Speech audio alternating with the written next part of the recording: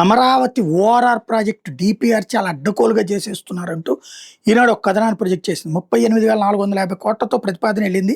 184 కిలోమీటర్ల మేర 6 వరుసల ఔటర్ రింగ్ రోడ్డు, దానికి ఇరువైపులా 2 వరుసలతో సర్వీస్ రోడ్డుతో ప్రతిపాదన పంపారు.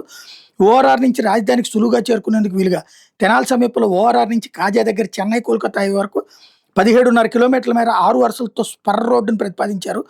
ఓఆర్ఆర్లో నారాకోడి నుంచి గుంటూరు శివార్లోని బుడంపాడు వద్ద చెన్నై కోల్కతా వరకు 5.2 కిలోమీటర్లతో 4 వరుసలతో మరో స్పర్ రోడ్డును ప్రతిపాదించారు.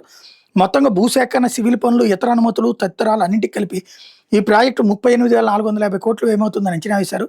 ఈ మేరకు ఎన్హెచ్ఐ ఏపీ అధికారులు ఢిల్లీకి ప్రతిపాదన పంపారు. ప్రాజెక్టు ఎక్కువగా ఉందంటే ఏపీ నుంచి వెళ్ళిన ప్రతిపాదనలు కొన్నింటిని తొలగిస్తూ ఎన్హెచ్ఐ ఉన్నతాధికారులు తాజాగా నిర్ణయం తీసుకున్నారు. ఇందులో ఓఆర్ఆర్లో తెనాలి నుంచి కాజా వరకు నిర్మించాలనుకున్న స్పర్ రోడ్డుని పూర్తిగా పక్కన పెట్టారు.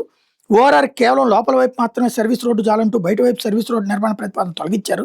వీటి వల్ల ప్రాజెక్టు వ్యయం దాదాపు 6,500 కోట్లు తగ్గించి 32,000 కోట్లకే పరిమితం చేశారు.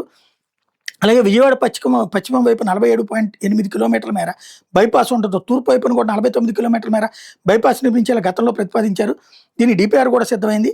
అయితే ఔటర్ రింగ్ రోడ్డు ప్రాజెక్టు మంజూరు చేసే సమయంలో దానికి సమీప నుంచే విజయవాడ తూర్పు బైపాస్ వెళ్తుండడంతో ఈ బైపాస్ ప్రతిపాదన ఎన్హెచ్ఐ ఉపసంహరించుకుంది. దాని స్థానంలో ఓఆర్ఆర్లో తెనాలి సమీపం నుంచి కాజా వరకు స్పర్ రోడ్డును ప్రతిపాదించింది. దీనివల్ల రాజధాని అమరావతి ప్రాంతం నుంచి ఓఆర్ఆర్కి సులువుగా అనుసంధానం ఏర్పడుతుందని అంతా భావించారు. కానీ ఇప్పుడు అనూహ్యంగా ఈ స్పర్ రోడ్డు ప్రతిపాదనను తొలగించారు. తొలుత ఓఆర్ఆర్ కేంద్ర రాష్ట్ర రవాణా జాతీయ రహదారుల మంత్రిత్వ శాఖ అలైన్మెంట్ అప్రూవల్ కమిటీ 2024 డిసెంబర్ 20 ఆమోదం తెలిపినప్పుడు సర్వీస్ రోడ్డు వద్దని అందులో పేర్కొంది. అవసరమైతే ఓఆర్ఆర్ లోపల వైపు సర్వీస్ రోడ్డు ప్రతిపాదన పరిశీలించాలని సూచించింది. అయితే దీని మీద చంద్రబాబు స్పందించి ఓఆర్ఆర్ ఇరువైపులా సర్వీస్ రోడ్డు ఉండాల్సిందని కేంద్రంపై ఒత్తిడి తీసుకొచ్చారు. కేంద్ర మంత్రి గడ్కరీతో పలు దఫాలు దీని మీద చర్చించారు.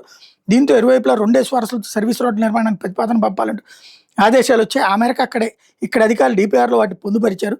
తాజాగా ఓఆర్ఆర్ బయట వైపు సర్వీస్ రోడ్ల ప్రతిపాదన పక్కన పెట్టారన్నటువంటిది హైలైట్ చేసింది. వాస్తవంగా నిన్న ఇవాళ వరుసగా భారతీయ జనతా పార్టీ ప్రభుత్వాన్ని దొంగల్ని చేస్తున్నారు. ఇక్కడ బీజేపీ వాళ్ళు ఒకసారి చెక్ చేసుకోవాల్సింది.